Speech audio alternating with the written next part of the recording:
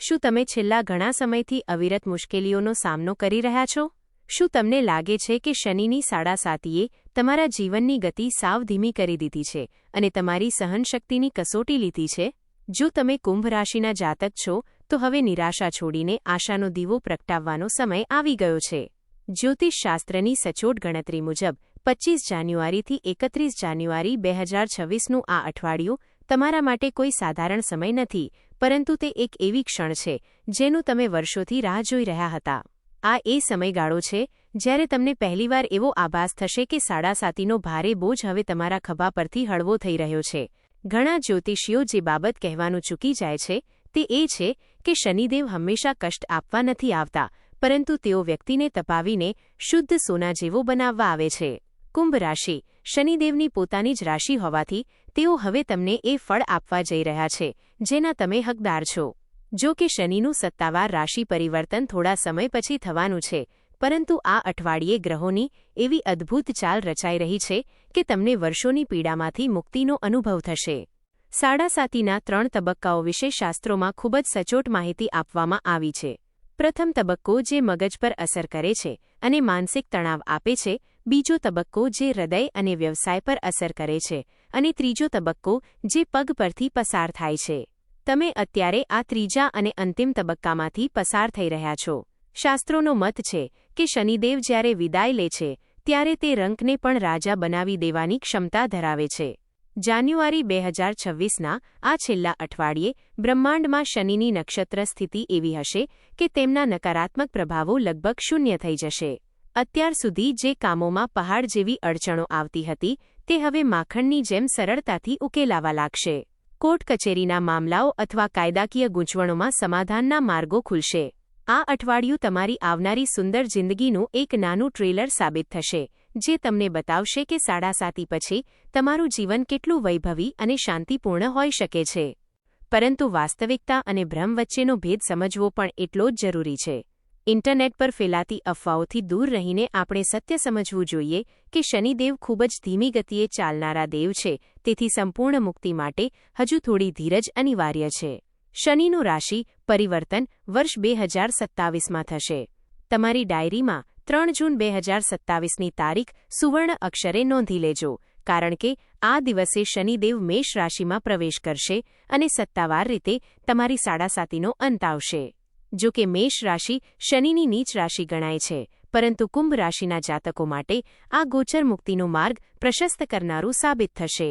ગ્રહોની રમત હંમેશા સીધી હોતી નથી. 20 ઓક્ટોબર 2027ના રોજ શનિદેવ ફરી વક્રી થઈને પાછલી રાશિમાં પરત ફરશે, જેને આપણે સાડાસાતીની પૂંછડી કહી શકીએ. આ ટૂંકો ગાળો ફરી થોડી સાવધાની માંગશે. અંતે 23 ફેબ્રુઆરી 2028ના રોજ શનિદેવ કાયમી ધોરણે મેષ રાશિમાં સ્થિર થશે અને ત્યારબાદ કુંભ રાશિના જાતકો માટે ક્યારેય પાછળ વળીને જોવાનો સમય નહીં રહે. આ સમયથી તમારા જીવનમાં ખરા અર્થમાં રાજયોગ શરૂ થશે. વર્તમાન સમયની વાત કરીએ તો 25મી 31 જાન્યુઆરી 2026 વચ્ચે તમને જે રાહત મળવાની છે તેનું મુખ્ય કારણ શનિની શાંત મુદ્રા છે. આ અઠવાડિયે શનિની દ્રષ્ટિમાં તે ક્રૂરતા નહીં હોય જે તમે છેલ્લા કેટલાક વર્ષોમાં અનુભવી છે. સૌથી મોટી રાહત તમને માનસિક સ્તરે મળશે. છેલ્લા લાંબા સમયથી તમે જે અજાણ્યા ડર, અનિદ્રા અને ભવિષ્યની ચિંતામાં જીવી રહ્યા હતા તે હવે ધુમાડાની જેમ ઉડી જશે. આત્મવિશ્વાસમાં અચાનક ઉછાળો આવશે અને તમે ફરીથી જીવન જીવવાની નવી આશા સાથે જાગશો. આર્થિક મોરચે પણ આ સમય ખૂબ જ ભાગ્યશાળી રહેવાનો છે. સાડાસાતીમાં ઘણીવાર એવું બને છે કે પૈસા આવે છે પણ ટકતા નથી અથવા દેવું વધી જાય છે, પરંતુ આ અઠવાડિયે અચાનક ધન લાભના યોગ છે. કોઈ જૂનું રોકાણ જે તમે ભૂલી ગયા હતા અથવા અટવાયેલા પૈસા અચાનક પરત મળી શકે છે. વેપારીઓ માટે કોઈ મોટી ડીલ ફાઇનલ થઈ શકે છે જે આખા વર્ષનો નફો એકસાથે કરાવી આપે. પારિવારિક જીવનમાં જે કડવાશ અને ગેરસમજો ઘર કરી ગઈ હતી તે હવે દૂર થવા લાગશે. ભાઈઓ વચ્ચેના ઝઘડા કે પતિ પત્ની વચ્ચેના મનદુખમાં જાદુઈ રીતે સુધારો જોવા મળશે. સંબંધોમાં જે બરફ જામી ગયો હતો તે હવે ઓગળવા લાગશે અને પરિવારમાં કોઈ માંગલિક પ્રસંગની ચર્ચાઓ શરૂ થશે. સ્વાસ્થ્યની દ્રષ્ટિએ પણ આ અઠવાડિયું વરદાનરૂપ સાબિત થશે. શનિદેવ સામાન્ય રીતે સાંધાના દુખાવા, પગની તકલીફ કે પાચનતંત્રની સમસ્યાઓ આપે છે, પરંતુ આ સમયગાળામાં તમને સાચો ડોક્ટર અને સચોટ દવા મળી જશે, જેનાથી જૂની બીમારીઓમાં મોટો સુધારો જોવા મળશે. તમે ફરીથી એ જ જૂની સ્ફૂર્તિ અને તાજગી અનુભવશો જે સાડાસાતી શરૂ થયા પહેલાં હતી. આ સકારાત્મક સમયનો પૂરો લાભ લેવા માટે તમારે શનિદેવને પ્રસન્ન રાખવા જરૂરી છે. શનિદેવ તમારા રાશિ સ્વામી હોવાથી તમારા શત્રુ નથી, પરંતુ તમારા ગુરુ સમાન છે. તેઓ તમને શિસ્ત અને કર્મનો પાઠ ભણાવવા આવ્યા હતા. હવે જ્યારે કસોટી પૂરી થઈ રહી છે, ત્યારે તમારે કેટલાક આધ્યાત્મિક ઉપાયો કરવા જોઈએ. દર શનિવારે સાંજે ઓમ શનૈશ્ચરાય નમઃ મંત્રની એક માળા કરવાથી તમારી આસપાસ એક સુરક્ષા કવચ બની જશે, જે નકારાત્મક તરંગોને રોકશે. પ્રકૃતિની સેવા કરવી એ શનિદેવને સૌથી વધુ પ્રિય છે. પીપળાના વૃક્ષમાં ત્રિદેવનો વાસ હોય છે, તેથી શનિવારે સાંજે પીપળાના મૂળમાં જળ ચઢાવી સરસ્યાના તેલનો દીવો કરવાથી ભાગ્યના દરવાજા ખુલે છે. જો પીપળો નજીક ન હોય તો શમીના છોડની પૂજા પણ એટલી જ ફળદાયી છે. દાનનું મહત્વ સમજવું પણ ખૂબ જરૂરી છે. ગરીબ, અસહાય કે અપંગ વ્યક્તિને કાળી અડદની દાળ, કાળા વસ્ત્રો કે પગરખાનું દાન કરવાથી શનિની પીડા જડમૂળથી નાશ પામે છે. સૌથી મહત્વની વાત એ છે કે શનિદેવ કર્મના દેવતા છે.